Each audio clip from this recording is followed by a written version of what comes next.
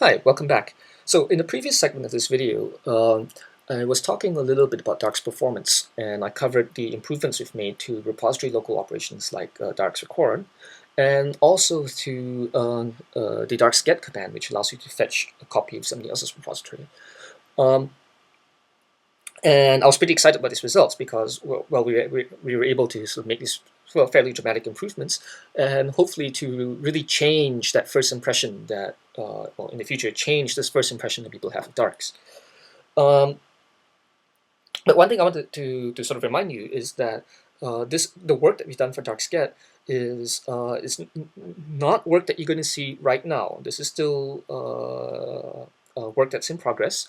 It's going to take us maybe another year or maybe even 2 years to get it finalized. But once it's there and ready, we hope you will enjoy the results. Okay, so here's darksget performance again, and here's another piece of performance work that we've been currently working on. There's this command called darcs annotate, which in a way is sort of the polar opposite of get in the way that people use it. And what I mean by this is that darcs get has this sort of unfortunate position of being the command that everybody who uses darcs, basically anybody who uses darcs encounters first. Um, and so they complain about it because, no, they complain about darcs because of get being very slow. Annotate, on the other hand, um, is a command that very, very few people use. And part of the reason why very, very few people use it is just because of performance issues, right? And this is something we hope to change. So you might not really know what the annotate command is for. It's basically something that that allows you to say to take a file in your repository, right? And to inspect each and every single line of that file and says, well, okay, where did that line come from? What patch did I make that caused that line to be the way it is? And this is really useful for sort of forensics or research when you've got this piece of source code. There's this sort of mysterious line of code that you don't really understand. You don't understand what the origin or thinking behind it was. A command like annotate or something like git blame, for example, is really useful for finding out why it's there. We had sort of three problems to annotate. The first of which was that, well, so in the dark view of things, a repository is basically just a set of patches, right? And and this could be a very large set of patches. So if you're just trying to annotate some file, right, what darcs would do is it would apply each and every single one of these patches from a repository, just basically to sort of reconstruct the history of that file. And this is really wasteful because if you think about it, a repository, a source code repository tends to be about many files, not just one file, but many files. So a lot of the patches in the repository are not related to the file that you're trying to annotate. So there's a lot of this patch application that's going on that's completely unneeded, unnecessary. The second problem is that darcs was doing annotate in the wrong order, in the sense that it's trying to reconstruct the history of file. So what it's doing is it's applying these patches from start to finish, right? But if you think about it, when you're using something like annotate, what you're looking at is actually the current state of the file as it is now, and not the file as it was from from its very inception. So a more sensible way of doing annotate from a performance perspective is not to work forwards, but to start from where we are now and work backwards, to sort of unapply patches and reconstruct the history in that way. And finally, the third problem was just basically general sort of performance, just implementation bugs, which we hope we've addressed.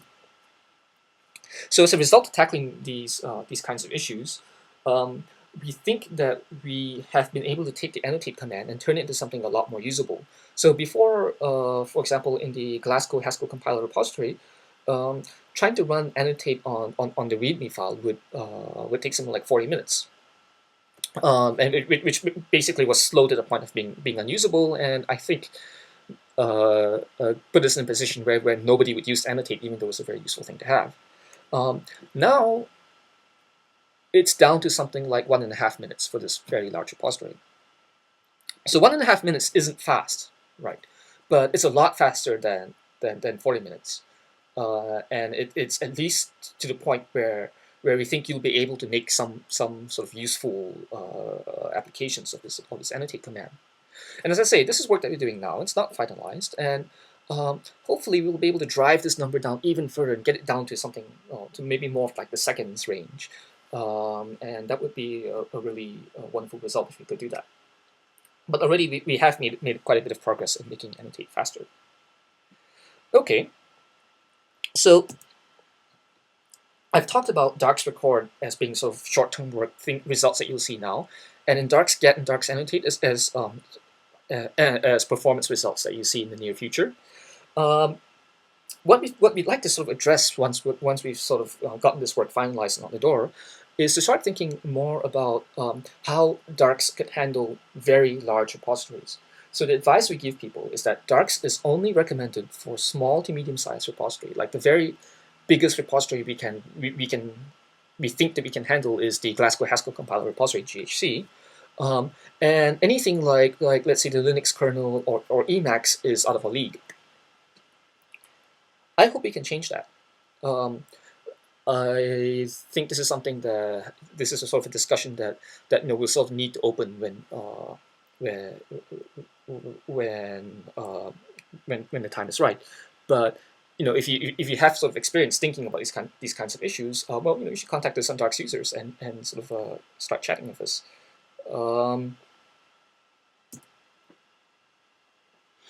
In the meantime, I'm going to move on to some of the other tracks that some of the other themes of development that we've been looking at. In particular, I'd like to talk about reliability. So when you're working on a revision control system, sort of the unfortunate aspect, or maybe the fun aspect, depending on personality, is that the stakes are very, very high. People tend to be very, very sensitive about their source code, what they call the crown jewels. And what they would really like is for a revision control system to be as sort of safe and reliable as possible, right? So let me talk about some of the things that we've done to sort of to make darcs just a little bit more solid and hopefully even sort of more reliable for the future. The first of this is we have put a little bit more effort, quite a bit more effort into making darcs sort of behave nicely on Windows. So one of the issues with darcs development is that we currently tend to be very Linux or Mac oriented. Well, most of us use Linux and Mac, but we've recently sort of gone out to the darcs community and sort of actively sought out people who could serve as sort of a Windows czar, people who could who could provide us with a lot of knowledge that we need to improve the situation in Windows. So one of the problems we had, for example, was that we had files that we were trying to we had open doing various darcs operations, and which we considered as temporary and we'd like to delete. But because on Windows you can't delete open files, we would get sort of weird permission denied errors, and then darcs would crash. This is something that some of the darcs developers have addressed, more or less by fixing file handle leaks and making sure that files were closed by the time they were trying to delete them. It turns out that this isn't quite enough, and we still have a little bit more work to do in this. And one of the things that we'd like to change, for example, is on Windows, instead of deleting the files, instead of deleting files as we normally would, is to sort of move them away into some kind of temporary folder, and then try to optionally delete them and allow that operation to fail. Okay. In terms of reliability, what it would be really, really important would be for us to take a careful look at improving the structure of the darcs library. And this is something I would like to talk a little bit more about in the next segment. So hope to see you there. Thank you very much.